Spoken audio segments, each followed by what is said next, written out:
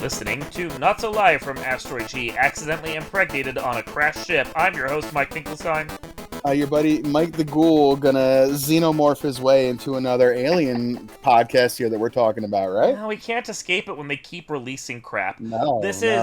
We've watched the first two episodes, quote-unquote, the premiere, the pilot, whatever you want to call Right. it, of Alien Earth, which is now airing on Hulu. We're only Mhm. 2 episodes in. I think the third one came out when we recorded this. By the time this gets posted, we may be on 4 or 5, but we're Right. sticking just to the premiere, because I think it's Mhm. interesting to do a discussion just about this specifically. I'm sure at some point we'll revisit the whole series, Yeah, I either think so. at the end of the first season or the second or something, but let's just stick to this premiere, because I think the premiere is an interesting point all on its own. It is, and it wraps up at a point that's like, ooh, like you got me wanting Intrigue. more. Yeah. Yeah. So, the thing about the Alien series, which we've discussed on multiple occasions, because we're both horror and sci-fi fans, and we Mhm. desperately want this series to be good, Yeah, is that the franchise as a whole has kind of sucked since Aliens. a little bit. Yep. It has moments Yep. of clarity, but all in all, it's been subpar at There are best. parts of Alien Cubed that are fine. There are parts of Yeah. Alien Resurrection I like. I like the Yeah. first hour or so of Alien Resurrection, and then it just completely shits the bed. Yeah. The Alien versus Predator is stupid, but kind of amusing because it's Paul W.S. Anderson, and that's the only mode he knows how to make. Right. But there's a lot of real crap movies in there. The Ridley Scott return with Prometheus and Covenant is almost unwatchable. Romulus Yeah. pissed us both off for different reasons, even though you liked it better than I did. Like True. it was just the series has been sputtering, which is, as I've noted on my website, sad because the Predator series is now firing on all cylinders. Oh yeah, they Yeah, are. They're on yep. fire, right? They got the right guy in charge there, and he's turned Predator around. Not that I think the Predator series has struggled as much. Predator 2 isn't great, and The Predator was ass, but it's had Right. just as many hits as misses. So it's kind of been lurching, but it knew almost what it wanted to be. Yeah. So Yeah. These two have been very intertwined, right? Yep. Like they have history dating back to, the Xenomorph skull in Predator 2, and we were like, oh, is that going to be a thing back in like 1992? 30 years of this intertwinement between Teasing. these two franchises that started 15 years even more prior to that. Yep, and So it's a really cool thing, the whole crossover's been good in like the video games, it's been good in the comics. People have gotten what Yeah. they wanted. But to do a good crossover though, you really need to have both sides of the equation firing really well, and Predator's Yeah. doing well, so we need an alien to pick up the slack. And as much as Romulus was a success, the storytelling was bad. And I'm glad to see that finally we have something that actually treats the franchise with something like respect with Alien Earth. Yeah, it felt really good. This has like the Alien Resurrection like kind of feelish to it with like the way things look, but almost more futuristic a little bit because it's not as military, but like it definitely has this like rawness to it as well. Like it's futuristic kind of shitty technology still at some points, but where we are right here is like this beautiful like island in place where they have all this like really cool tech and all, but the ship that they start out is Nostromo 2.0 almost, right? Like It's meant to be, yeah. Yeah, is the idea. Yep. So, and Mother's still a thing. So, it's really cool to see some of like, you get a little bit of fan service in these first few episodes, but they don't shove it down your throat too much. And the slow burn on the Xenomorph does it for me quite a bit, to be honest. There's more other species in this that you see more of, I think, than the Xenomorph for a good 2/3 of the first 2 episodes, I think. It's interesting because for something called Alien Earth, which teases that whole concept, like you got the Nostromo style ship, you have the idea that Weyland Yutani is like trying to capture these deadly predators so they can do something with it, which recontextualizes the first Alien movie, which is now, because this is a prequel to that, so it's kind of like running almost in parallel, and shows that the corporation had interests that they weren't really like letting you privy to at the time. So there's stuff that's really fascinating there. But it is also this thing of like, as much as that's the focus for the first opening scene, it then dovetails away and completely ignores all of that and introduces hybrids that are synthetic humanoids but have human minds transferred into them. It introduces all these different alien creatures that aren't the xenomorphs. It Mm-hmm. lays down a whole thing about the 5 corporations that rule Earth and what their goals are and how they're competing. And it only starts to bring the xenomorph in really in the second of the 2 premiere Mm-hmm. episodes, and still kind of keeps things teased for a bit until like the last act. Yeah, the last act you get a lot more of the Last act's monster, fine. and does his or her thing. I can never really tell with these drones, if they're male or female. I don't think it's a Sometimes queen, so probably a he. it's definitely not a queen. We know that much for sure. Yeah. But like in the scene, like, and I'm not going to spoil it too much. You know what I'm talking about when like the guy's talking to the guy at the apartment, Yep. and like it's the shot over the guy's shoulder. I recognize it right away, and then I see the turn. I'm like, oh, that was like a shot that was Alien from the first, but like was really good at the same time. Like I liked it because that kind of a shot we've talked about before can be done in a way that like looks cheesy and Mm-hmm. stupid. And this, like, it gave me that like feel that I got watching Alien for the first time. Like, all right, now I'm excited because you got this cool tech, this cool upgradedness, new androids, new synthetics, all this stuff going on, and now you're giving me like a little bit of that xenomorph here that like just works for me. It's Mm-hmm. not, it's not jumping out of the walls, spanking its tail around. It's being stealthy. It's being its thing. It's right there, and you still don't see it, and that's been missing for me. Aside from when they're stalking predators because they're trying to kill each other.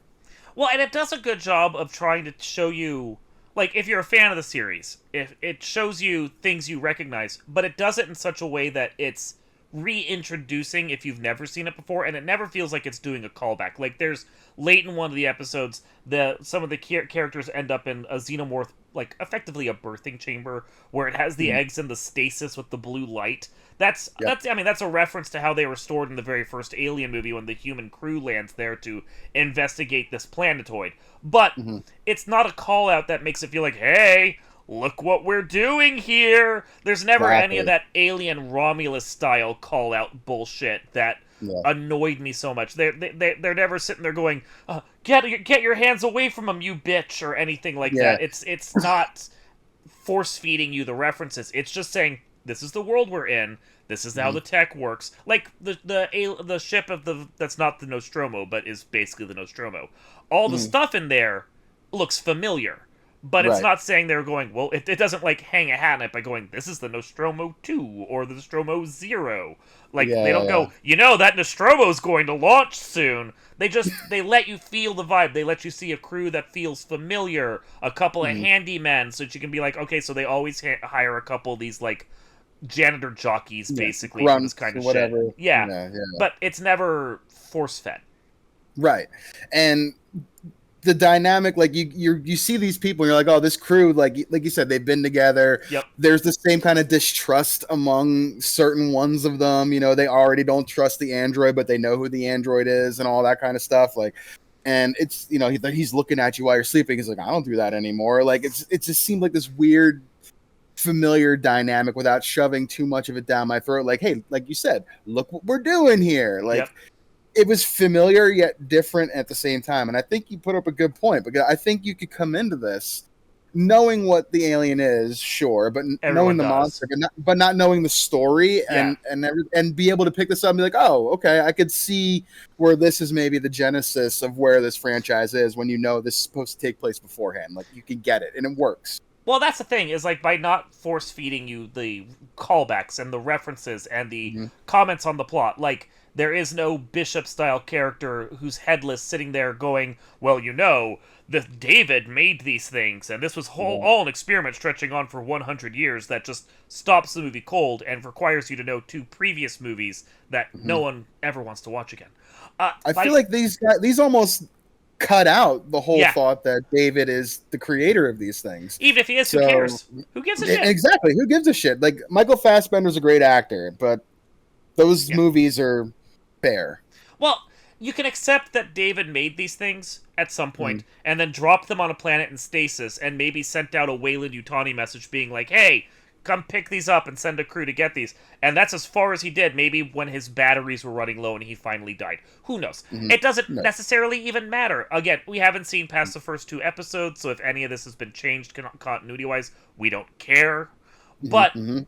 it does mean that when you come into this, if you don't know those movies, if you don't know anything, if all you know is a xenomorph, and even if you don't know that, this series gives you the little drips and drabs of it to keep you in and keep you invested without having to make you go back and watch anything. It's not a homework series. You don't got to go watch 16, 18 hours of content to understand it. You know, you can come in and it's fine. And then the people that are fans like you and I can come in this and appreciate what we're seeing and be like, hey, I'm into this. You know, I feel excited now about where this can go. It's 8 episodes, I think, is what they have For the first season. Yeah. And I'm not sure if they'll all be the same length. The first one was quite long. I think it was about an hour. I think the second episode was maybe like 45 minutes. Yeah, it's a Hulu series. It's going to be whatever it is. I think, there'll be a 53 in there somewhere, but most of them will average between 42 to 48 minutes or something. And then the finale will be like an hour 10 or whatever it could be. But like it doesn't feel like it's broken up too much so far. It felt like 2 episodes that folded into a nice little package movie that has like, okay, what's the next few episodes going to be? How you when you keep progressing here? I need more of some of these characters. I'm into it. It's good. I wouldn't be surprised if this gets treated a lot like how, because it's done by the same creator, Fargo and Legion were, where each season is basically one long, almost movie. I mean, episodic for its stories, but a long movie. But then when you get to the next season, it's a different movie, and it generates its own internal energy. Like, I never felt like we were dragging things out in this, because there's so much to introduce in the first thing. The first episode has to introduce us to the ship. It has to introduce us to our main heroine, Wendy, who's a synthetic with the mind of a 12-year-old, I think. Give or take, 12-year-old girl. Sure. And the other synthetic children that are basically they're adult size now because they're synthetic humans. But they're children that were going to die because, as we're told very early on, not a spoiler, the only children have a mind that can take being switched to this new body. An adult couldn't take. It's like you don't pull an adult out of the Matrix. Essentially the same kind of vibe. Where my brain went as soon as I heard that you can't free a mind past a certain point. The mind has trouble letting go. Makes perfect sense. Yep, unless you're Neo and you're the one, and you know what? Maybe Wendy's the one. She is built different, according to they did say her that. maker. So they did say that. They show us she has basic hacking powers that are unlike anything any of the other child robots have.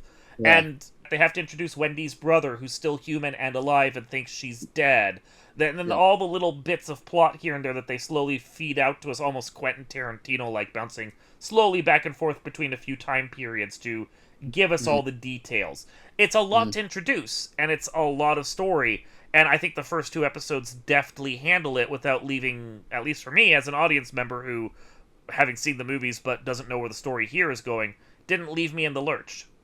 Yeah, and I like some of the interesting shots and stuff done throughout the episodes, like the flashback portions where it's almost like you're seeing like a holographic projection of what he's seeing in his mind, and then like, you know, things are fuzzy around him. It was just really interesting camera work and shooting with some of the shots that they did with the brother, especially when he was doing flashbacks and all that. I dug it. I thought it was cool. And like, you have your Space Marine groups in there because we got to have the rough and toughs, and then you have your idiots over there because we got to have people that die. Like, it touches on the familiar notes, but it keeps it good. And like, I don't know exactly like who's the bad guy yet. Is it the guy who creates it? Is it Timothy Olyphant, who I had no idea was in this, and I'm ecstatic to see him in this, to be honest. Yeah.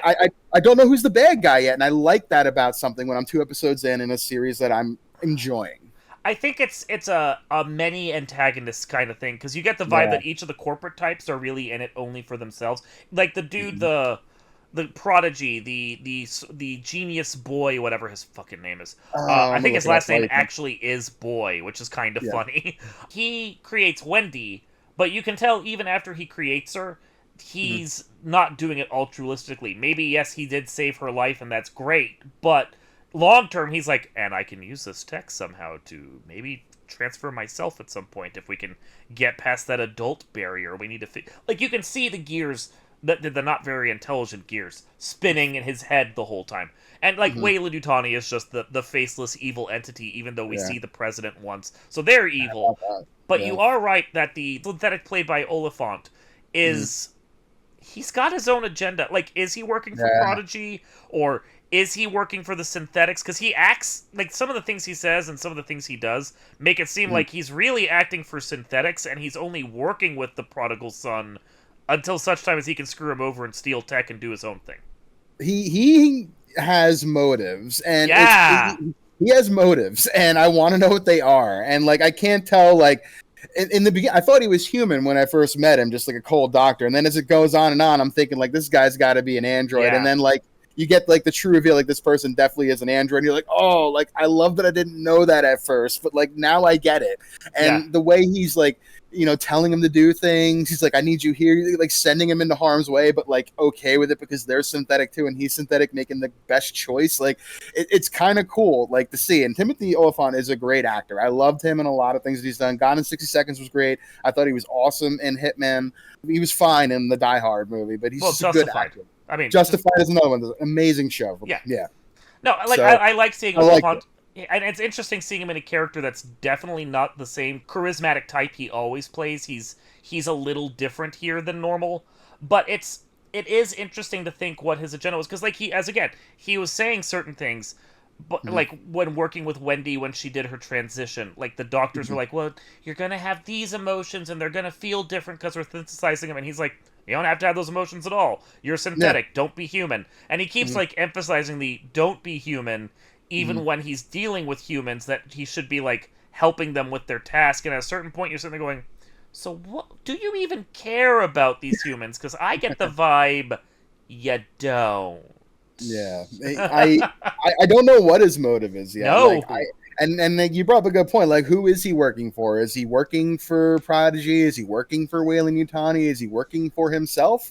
I like where that character's going. If we assume that the continuity of the later movies is all holds, so like Alien Resurrection and all those still holds, the synthetics eventually end up working for the synthetics as their own thing. They start making their own synthetics, like second and third generation synthetics made by themselves that get weirder and more emotional and have different, like the Winona Ryder character in that Alien Resurrection movie seems to have her own fucking agenda the whole time. If we accept all of that, then I really think he's not in it for anything except for the furtherment of like synthetic kind.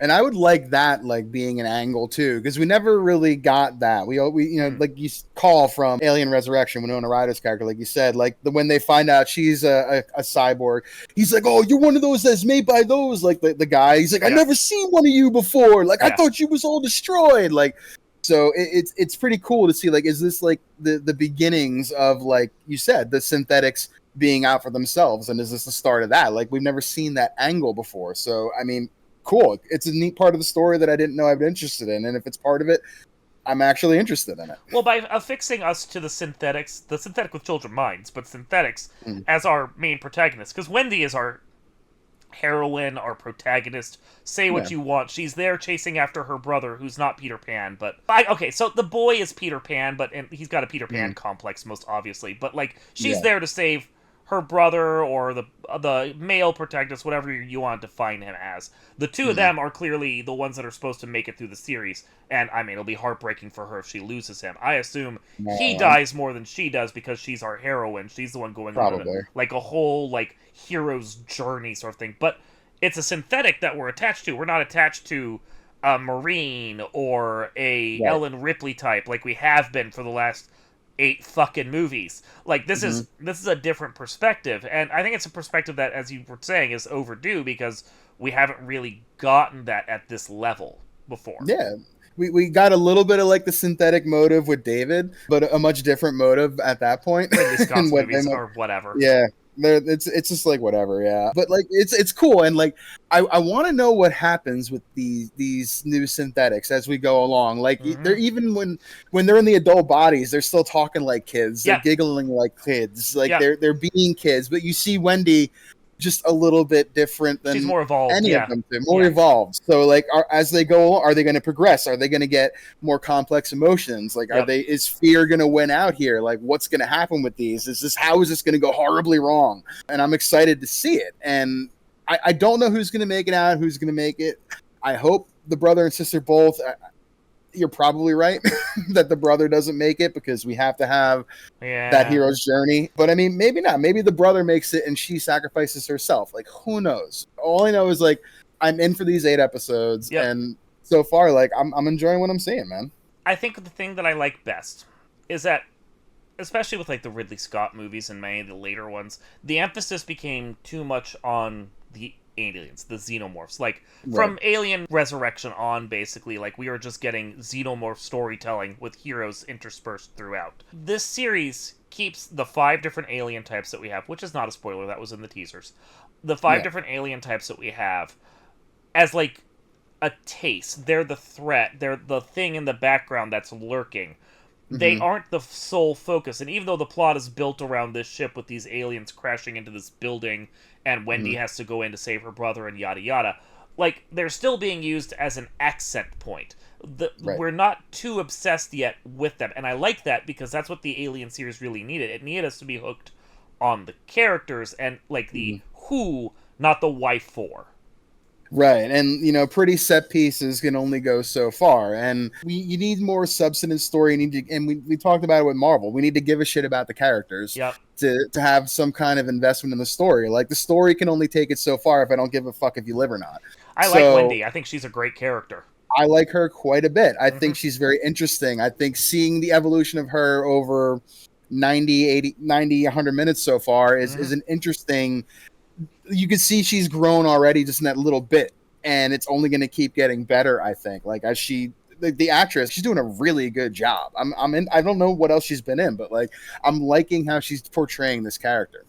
And it's a smart move making her synthetic, not just because it's a different perspective, but it means that, say the series wants to jump ahead 70, 80, 200 years between seasons, she's can look basically the same because Yeah, she's synthetic and can run essentially forever. I guess hook some solar panels up to her once in a while and she starts moving again. I don't know. It allows this series to propel itself forward in different eras of the Alien franchise without, like, having to recast an entire new group and teach us all new characters. At a certain point, that would get tiring. It works in right. Fargo because Fargo is all about the case. But, like, Hmm. if we kept shifting characters over and over again, there's only so many times you can do that before. Like, I don't know if I like this cast as much. We're gonna like Yeah, Wendy. Wendy's great. yeah. Wendy's great, and I haven't grown attached quite yet to any of the other. I mean, we'll just call them Lost Boys because that's what Pretty they're really much. leaning They're into kind of here. named after them, too, yeah. Pretty much, yeah. That's kind of the whole point. Neverland is where they are. This Yep. leans hard into the whole Peter Pan kind of like Angel of Death theory. I think that he was the one that came and took kids who died and took them away. Like Oh, that's they're interesting. really leaning hard into that angle. I I think. hadn't heard that before, but So that makes sense, yeah. really, yeah, that Yeah. Peter Pan was an angel that came to dying kids, and that's Neverland was heaven that he took them away to. That's the whole theory, like how dark Peter Pan really is.